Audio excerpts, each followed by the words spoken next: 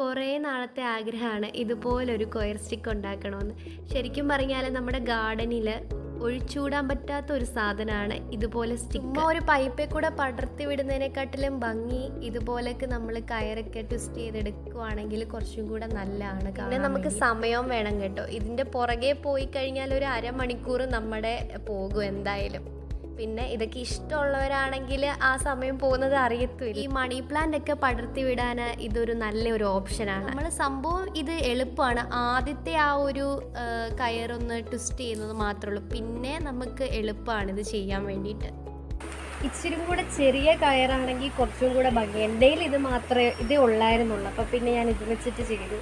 നമ്മൾ ഈ കുത്തിവെക്കുന്ന ഭാഗം ചുറ്റിയില്ലെങ്കിലും സാരമില്ല, അതും കൂടെ ചുറ്റേണ്ട കാര്യമില്ല. അത്രയും സമയം നമുക്ക് ലാഭിക്കാം. പിന്നെ നമുക്ക് ഇഷ്ടപ്പെട്ട എന്താണോ പടർത്തി വിടാൻ ഇഷ്ടപ്പെട്ടത് എന്താണോ അത് നടാം. ഞാനിപ്പോൾ എന്തായാലും മണി പ്ലാന്റ് ആണ് നടുന്നത്.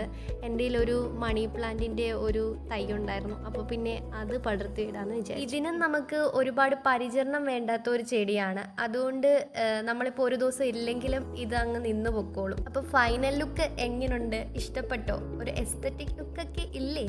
നിങ്ങളൊന്ന് അഭിപ്രായം പറയണം കേട്ടോ.